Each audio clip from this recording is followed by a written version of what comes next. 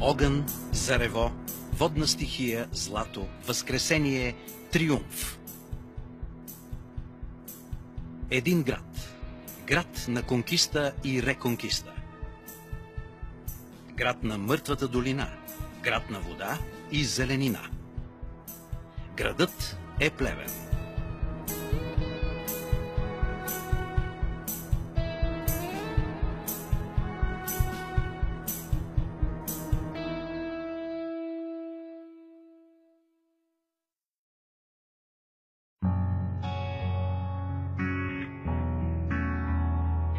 Плевен е град в България, източна Европа. Стратегическото му значение не се е изменило през дългите столетия, в които съществува. Намира се само на 200 км от столицата на Румъния Букурещ, на 130 км от българската столица София, на 270 км от морската столица на България Варна, на 120 км до дунавската столица на България Русе, на 90 км от старопрестолния Велико Търново и на по-малко от 200 км от столиците на Първото българско царство през 7-10 век. Разхвърлян около река Тученица и каньоновидната котловина Кайлъка в сърцето на историческата област Мизия, сред няколко хълма, недалеч от лудия бяг на река Вит, градът е истински амфитеатър. Амфитеатър, откъдето гледаш, но и участваш в историята. А тук историята започва от самото и вселенско начало. Дори преди началото. Още не са светнали лампите на историята, дори и слънцето не е изгряло. 6000 години преди новата ера. Това е праисторията на света. Така наричат периода, когато все още никой не пише какво се случва, но човечеството се радва на първото си пълноценно съвместно общуване. Хората търсят храна организирано. Прачовекът наскоро е придобил първото си основно предимство пред животните – огъня. Другото е кремъкът – за оръжия срещу животните, сред които доскоро е скитал, за да си търси храна. Но и се е криел панически от тях. Сега храната са те.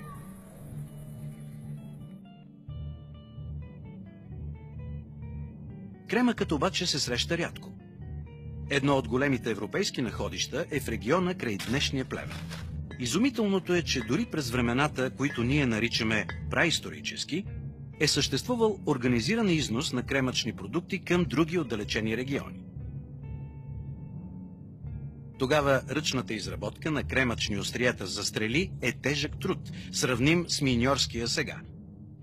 И дори е докарвал силикоза на майсторите, най-старото професионално заболяване, познато на света. Освен търговия, тези ресурси предизвикват кървави стълкновения.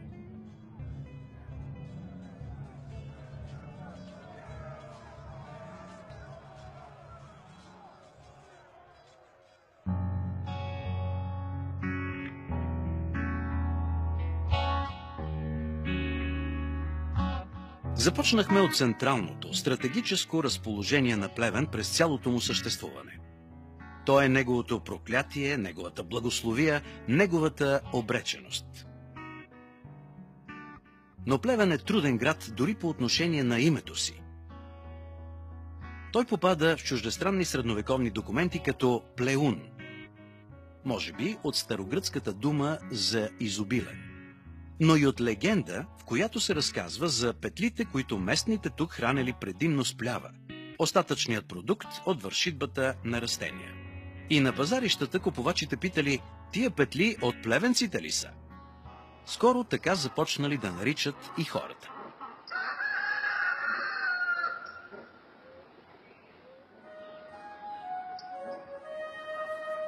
Има и още едно трудно за превод име. Наричали Плевен каменното сърце на седмопръстника. Седмопръстникът са 7-те средища, които в географски пръстен бранят столицата на Второто българско царство – Търновград.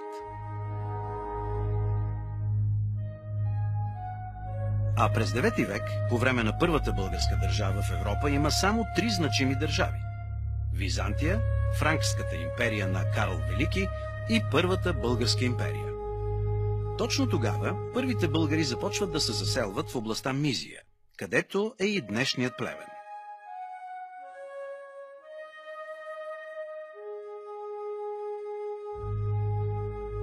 И така вече сме на сигурно място в описаната история. Бащата на тази наука, древният грък Херодот, определя племето Крубизи като част от многобройната тракийска общност, народ най-многоброен след индийците в света, като обитатели на земите между Атриус и Антра, Аргенас, Вит и Нове, пресъхналата река, минаваща през днешното плевенско село Гиген. Древна Гърция има един единствен равностоен съперник през античността. Това са траките. Те са народи, поставили основната част от древногръцкия пантеон, от митологията, която и до днес изучаваме в училище. Обаче народите им са така разделени, че нямат никакъв шанс в териториалното си съперничество с гърците. Нямат и собствена писменост. Но преди окончателно да загубят битката с писмеността, оттам по-късно и с Рим, траките оставят безброй ръкотворни шедьоври. Някои от най-неповторимите са дело на крубизите. Древни автори пишат, че както техният цар, никой друг не се радвал на такъв разкош.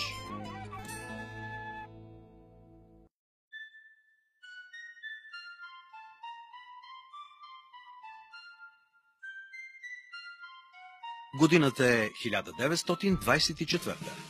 Това е времето на Третото българско царство.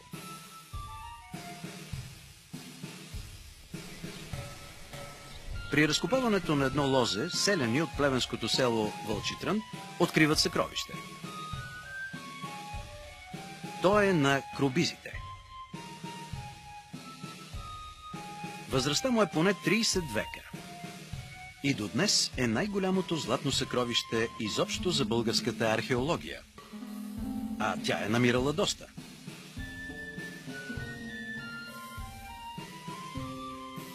Подобни съдове са откривани в Микена и Тива. Траките дават първото популярно име на града – Сторгозия. Тя притежава собствен жертвеник, което е доказателство, че за траките е свещено място.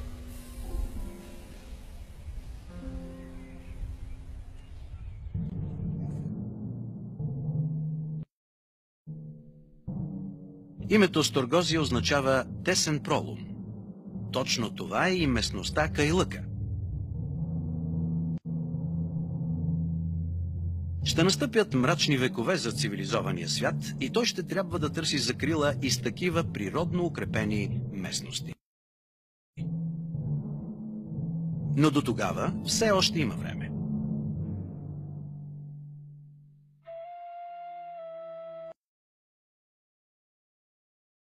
Това е епохата, в която траки и древни гърци пълноценно общуват помежду си. В основата на отношенията между тях е търговията, често избухващите битки, но и още нещо.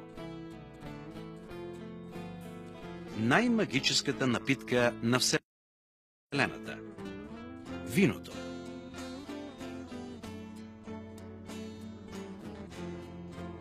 То е границата между примитивния и цивилизования човек, между предчовека и човека. Тогава вино се пие в ритуални ситуации. Когато се очаква под въздействието му душата на човека да излезе и на нейно място да влезе самия Бог.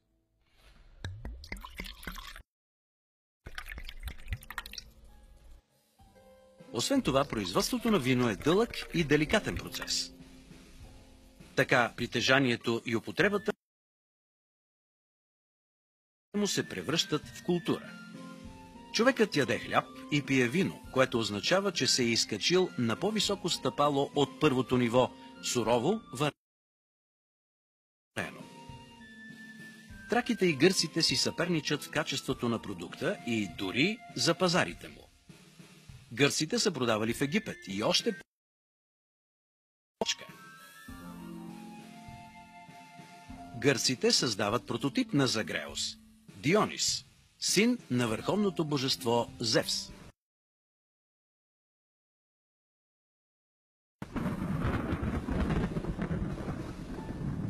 Траки и гърци празнуват през пролета орфическите мистерии. Вакханалии в чест на плодородието. И там падат всякакви задръжки. По тяхно подобие, постепенно целият свят ще възприеме края на зимата за начало на активната година. Днес дори най-известните карнавали, от Венеция до Рио, съвпадат с календара на древните мистерии – февруари-март.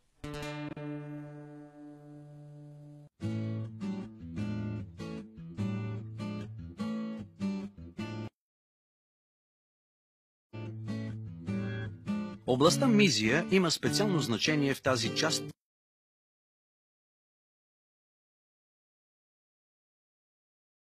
умерено континенталният климат с горещо лято и много слънчеви дни. Технология. Но символът са сортове на червеното – гъмза и памит.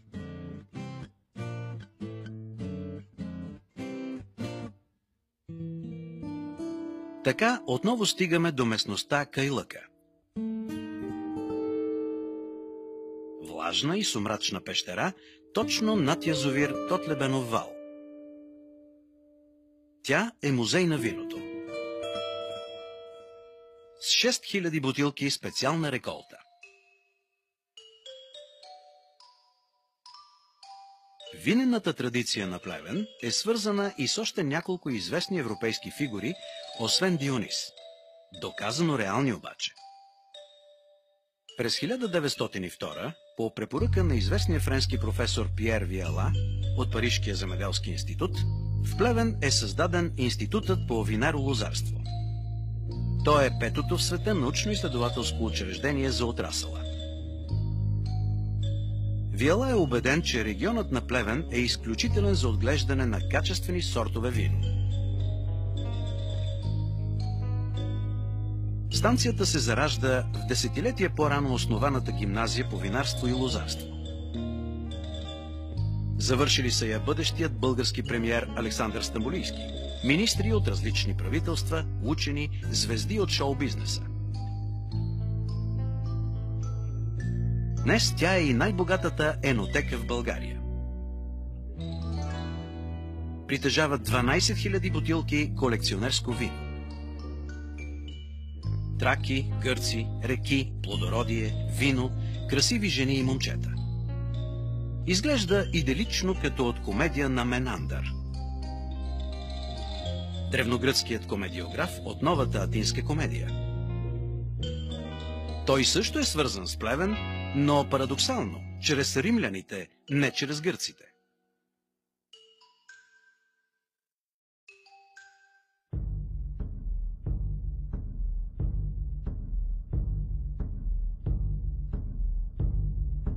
Вече е първи век след Христа.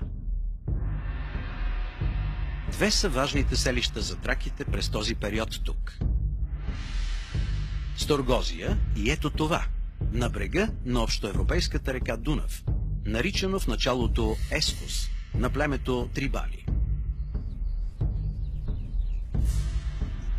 Кробизите и трибалите често се съюзяват срещу общи врагове, като македоните на Александър III.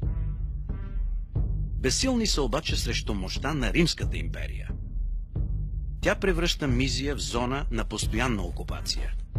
А в Ескус на трибалите е настанен Пети македонски легион. Легионът остава там цели 100 години. В началото на II век император Марк Улпий Траян нанася унищожителен удар от северната страна на Дунав по даките, севернотракийски племена с келтски и скитски корени. Император, но и блестящ военачалник, той няма скруполи да назовава редица нови селища на фамилното си име Улпиус и следва топоним. В чест на победата, мястото на дотогавашния военен лагер се превръща в град. град със собствено управление или град-колония. Наречен е Улпия Ескус. Ескус е името на днешната река Искър. Точно там тя се влива в Дунав. Към такива ефектни проекти има склонност един от най-успешните римски императори. По това време Римската империя е в най-славния си период. Тя се разпростира на милиони квадратни километри, от днешните британски острови до Иран и Ирак, от Армения в Южен Кавказ до Мароко на Атлантическия океан. И никога повече няма да бъде толкова обширна.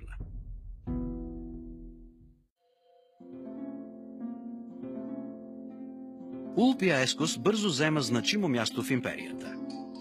Той се простира между реките Осъм и Искър. Това е най-големият римски град на територията на днешна България. А по стратегическо и културно значение се превръща в умален модел на легендарния Ефес. Систематичното археологическо изучаване на града започва през 1903 година. Почти по същото време, когато е открит Институтът по винаро-лозарство. Това е периодът, в който Плевен преживява своя първи модерен възход. Точно както Улпия Ескус през II век.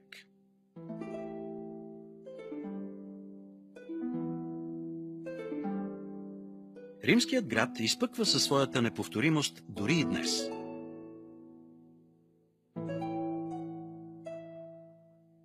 Тук са издигнати храмове на Капитолийската троица, боговете Юпитер, Оптимус Максимус, Юнона и Минерва. Това е рядко срещана забележителност из цялата Римска империя.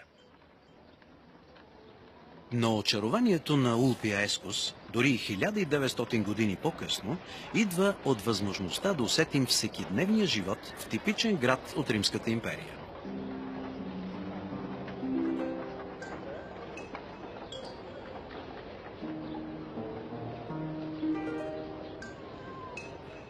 В града е изградена канализация за питейна и отпадъчна вода. Гражданите стъпвали върху неголеми варовикови плочи.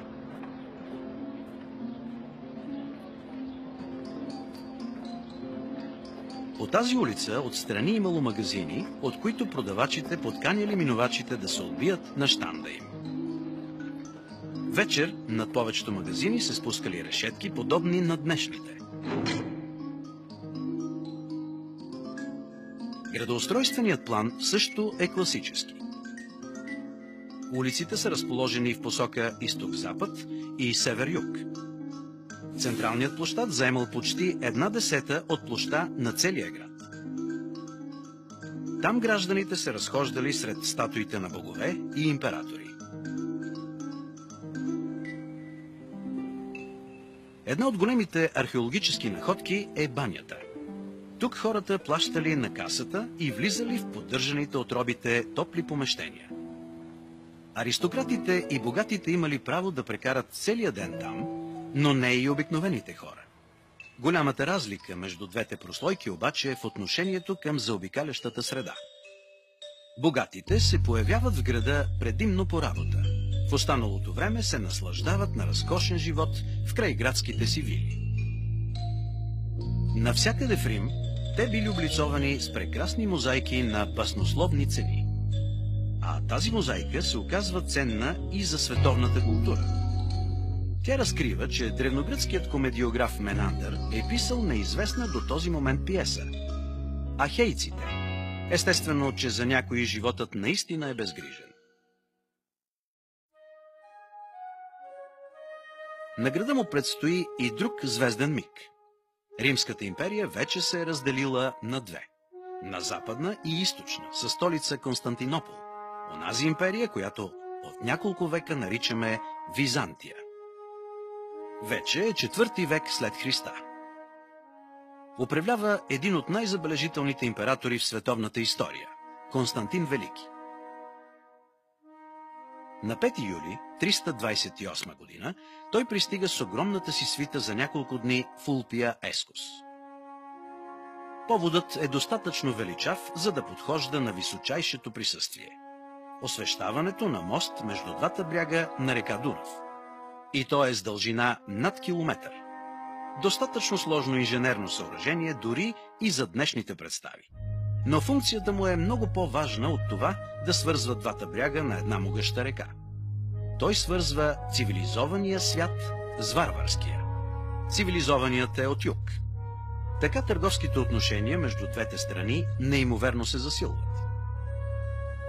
Но византийците имат опит. Те изграждат укрепление на другия бряг, където търгуват с варварите. Не допускат грешката да ги поканят на своя земя. Именно за това възниква и днешния румънски град Корабия, срещу село Байкал в България.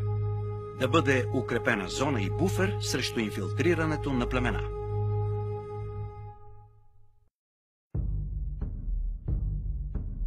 Но обикновено варварите са като подпочвена влага. Рано или късно те намират път към желаната цел. А цивилизованият свят за тях е най-желаната.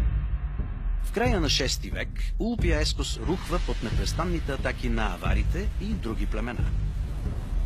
Великолепният римски град е сринат и опожарен. В това време обаче гражданите му са подготвили оттеглянето си на 20 на километра във вътрешността. Знаели са и къде е най-добре това да стане. Около старата пътна станция. Точно на пътя между Улпия Ескос и Филипополис, основен град по военния трансевропейски маршрут Вия Диагоналис. Римляните я построяват точно в центъра на днешен Плевен. Там, откъдето започват траките, Сторгозия. Сега, в тези размирни, често кървави времена, жителите на Улпия Ескос и на пътната станция търсят далеч по-укрепен ландшафт. Това е каньоновидната котловина Кайлъка, само на няколко километра на юг от там. Още от началото на 4 век, на 30 декара вече са обградени с широка 2,5 метра крепостна стена. Предстоят близо 300 години, в които този град ще води драматичното съществуване на Каструм, град-крепост в основите на Византийската империя. Византийската империя полага основите на модерната европейска цивилизация, тази, в която и днес живеем. Византия съчетава в едно гръцката демократичност и римската законност. Християнството вече е официална религия. Византийската империя се превръща в център на света. Константинопол е негова столица в продължение на 1100 години. Най-дълго просъществувалата империя. Има и ярко доказателство за просперитета на този регион в рамките на Византия. Там е открита серия от 1000 монети, перфектно защитена от фалшификация. Републики като Дубровник и Венеция често опитват да подкопаят финансовите устои на Византийската империя, именно защото идеолозите им смятат, че заради либералните си закони тя е по-уязвима на различни провокации и заговори.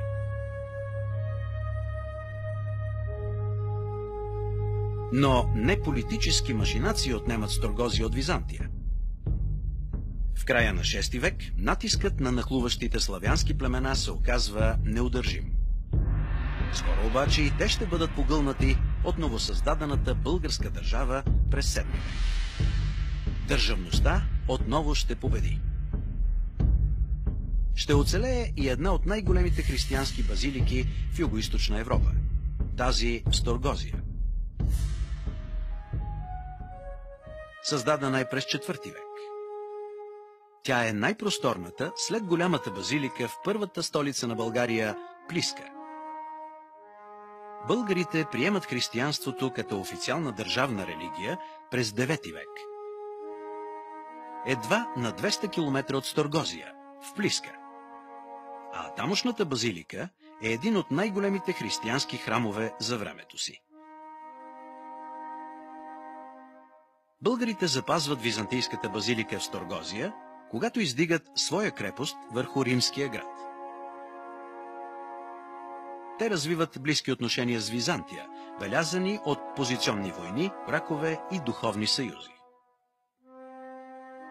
България се превръща в един от най-важните европейски стълбове на християнството.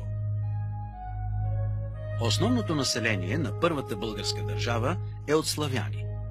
Двама братя славяни от византийския град Солун създават глаголическата азбука. Тя става официална за България. Въз основа на нея учениците им ще създадат кирилицата, на която днес пишат българи, руснаци, украинци, беларуси и дори монголци.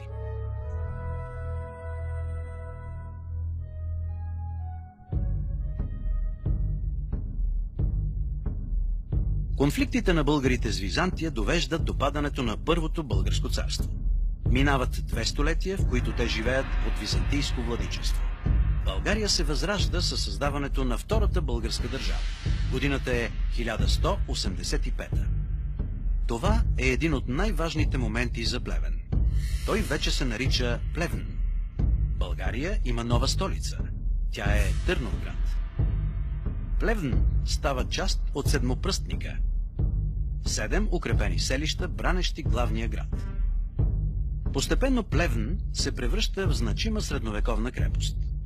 В нея се развиват занаяти, секат се монети, търговията процъфтява. Така градът започва да привлича завоеватели. Тук нахлуват латини, остготи, вестготи, печенеги, маджари, монголи. Отношенията на българите с унгарците са особено важни през средновековието. Българският цар Иван Асен II е зет на унгареца Андраш II, водач на Петия кръстоносен поход. Синът на Иван Асен от унгарската му съпруга Анна Мария Арпад става български цар, но с унгарското име Коломан. От втората половина на 13 век обаче българско-унгарските отношения рязко се влошават. Скоро Плевен е превзет, което се описва като особено важно събитие в грамота на унгарския крал Стефан V. Такова описание има само за 9 града. В този период императорът на латините Балдуин II изпраща писмо до града с личния си печат. Също изключително рядко събитие. Плевен вече е на средновековната европейска карта. Но около век по-късно започва мощното настъпление към континента на Османската империя. В края на 14 век са погълнати България и други християнски държави на Балканите и в Източна Европа. Османската конкиста достига чак до портите на Виена.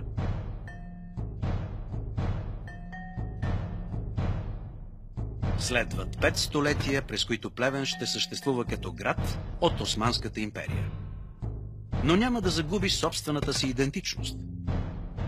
Там ще продължи да се говори български език, да се изповядва християнството и да се съхраняват традициите. За да се стигне до втората половина на 19 век.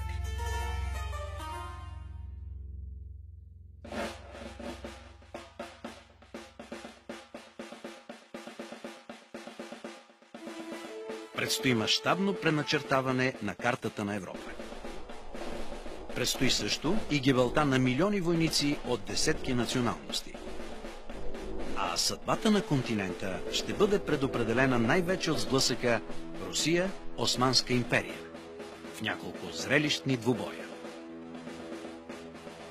А в едно от най-емблематичните бойни полета ще се превърне Плевен. Малко преди това, градът обаче живее безоблачно. Той е център на занаяти. Обработват се кожи, шият се дрехи, подковават се животните от цялата област. Той е и административен център. Британски офицер го описва поетично. От която и точка да се наблюдава Плевен, той представлява чудна, приятна и красива картина с вечния си възвишен фон от хълмове, очарователен със своите градини, бели къщи. По посланите с кълдъръм широки улици има множество дукяни, каменни постройки, в които се забелязва заможност и вкус. Някои от плевенските търговци държат дюкяни на самата цариградска чаршия. По това време управител на Дунавския вилет е реформаторски настроеният Митхат Паша. Той поръчва на германски лекар да ръководи строежа на стационарна болница, която ще бъде безплатна за всички пациенти. Изгражда и голяма зоологическа градина. Но тези съзидателни дни бързо отминават, а самият Мидхат паша също загива трагично, убит от своите. Русия е изгубила унизително Кримската война през 50-те години на 19 век срещу Османската империя, Франция и Великобритания. 20 години по-късно тя е силно реваншистки настроена.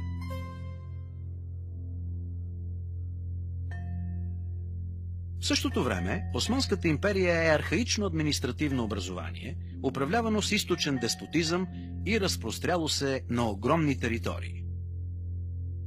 Източно-православните християни там започват да вдигат бунтове и въстания. Най-голямото и кърваво е априлското, организирано на територията на днешна Централна България. То е безпощадно смазано. Тогава общественото мнение дори в съюзническите на Османската империя страни се надига в защита на християните. Световни знаменитости като Виктор Юго, Чарлз Дарвин, Фьодор Достоевски пишат и говорят в подкрепа на българите.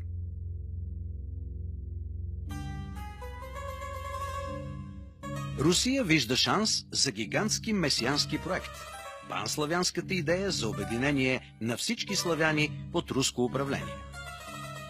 Войната между двете империи става неизбежна. Тя избухва през 1877 година.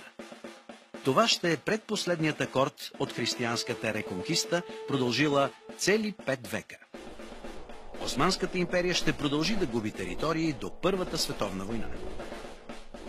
Върховното командване в Цариград очаква руснаците да нахлуят на Балканите от към Черно море. Но те стоварват основните си сили от към Дунав. Обединени с румънците, пресичат голямата река.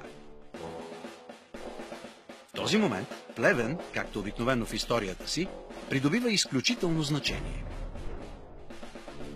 Той е между река Дунав и подстъпите на Стара планина, или, както я наричат, Балкана, дала името на целия Балкански полуостров. Тя е и единствената значима природна преграда между реката и столицата на империята Цариград. За да предотврати преминаването на руските войски през Дунав, е изпратен талантливият пълководец Осман Нури паша. Но те вече са овладели пристанището Никопол. Поставен в безизходица, той решава да се укрепи в Плевен. В следващите няколко месеца тук ще започне чертежът на модерната карта на Европа. Първоначално обединените руски и румънски войски губят значително количество воини. Те са предвождани от брата на императора, великия княз Николай Николаевич и генерал Скобелев.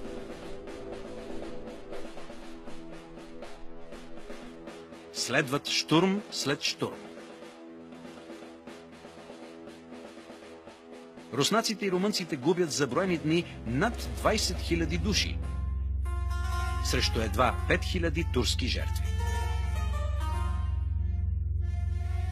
Руското командване организира общо 3 мащабни атаки. С разнообразна военна тактика Осман паша успява да отбие и трите. Но скоро фактическото ръководство на обсадата ще поеме балтийският немец на руска служба, генерал Едуард Тотлебен. Той вече е бил в ситуацията на Осман паша. Още като сравнително млад офицер през Кримската война поема отбраната на Севастопол от британци и французи. Причинява им тежки загуби чрез находчиви инженерни съоръжения. Сега ролите са разменени. Тотлебен затяга обръча край града. Отрязва всички комуникации на жителите. Плевен все пак разполага с запаси от жито. Брашното се мели в малки воденици по близките рекички и потоци. Генерал Тотлебен изгражда поредица от бентове, които внезапно отваря и мощната вода помита воденичките. Маниерът на Тотлебен ни напомня на действия от Първата световна война половин век по-късно, отколкото на конвенционална обсада от 19 век. Сега вече плевенчани са изправени пред лицето на глада. Малкото запаси отиват за войската. Всеки цивилен, който се осмели да запази провизии за себе си и бъде хванат, е подложен на ужасяваща екзекуция. Армията посяга на някога разкошния зоопарк. Всички животни са избити и изготвени. Но и това не помага.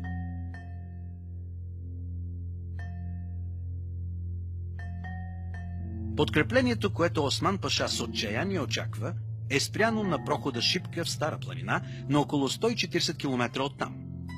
И тази битка остава в аналите на военната история. 7000 български опълченци и руски войни удържат дни наред 27 000-ната османска армия. От другата страна, Осман паша ще се брани успешно още 3 месеца в Плевен.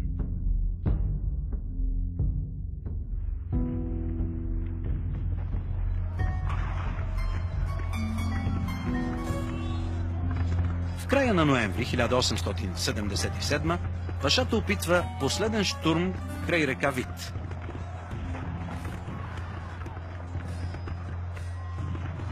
Самият той е ранен и малко по-късно участва в почти театрален епизод. Осман Нури паша минава на бял кон по моста на река Вит и предава сабята си на руското командване. Произнася фразата: "Дните не са еднакви. Ако единият е слънчев, другият е тъмен, дори черен." Над доскоро непристъпното за руснаците село Опанец, османците са развели огромен бял флаг.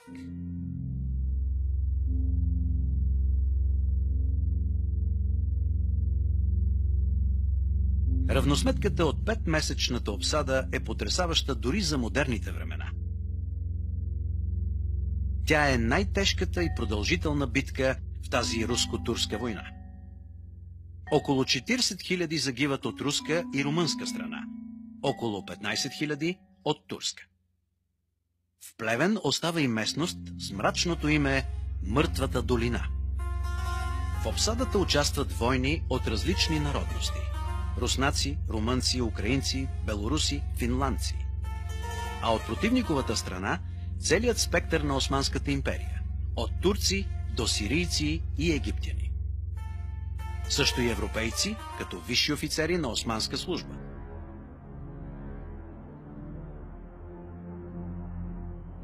Българите се сражават за независимостта си, в и извън обсадата. И днес обаче град Плевен има специално значение за всички тези народи.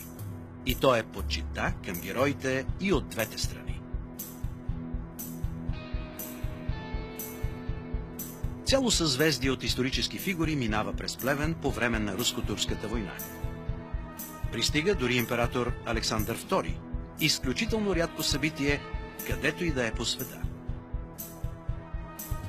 В самия център на Плевен е къщата на търговеца Иван Вацов.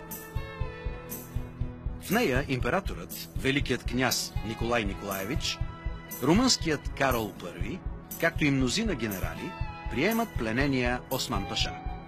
Александър II му връща сабята в знак на почит към безспорния военачалнически талант. Тази глава от историята е приключила. В един момент светът е бил затворен между Босфора, Черно море и Дунав. Това се случва периодично в историята. И Плевен обикновено е част от тази трансформация.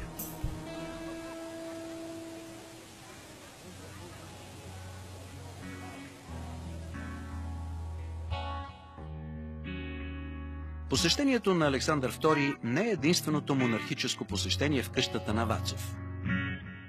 През 1907, 20 години след като България е възвърнала независимостта си, българският държавен глава, княз Фердинанд I, както и великият руски княз Владимир Александрович, син на покойния император Александър II, съпругата му, великата княгиня Мария Павловна, както и мнозина български и чужди високопоставени фигури, присъстват на освещаването й като музей.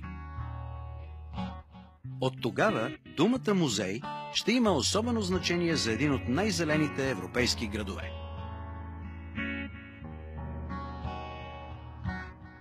Плевен е с над 100 000 жители. Това е типичен европейски град от мащаба на Монтрео или Анкона. Над 200 музея и мемориала напомнят за тази напоена с кръв земя.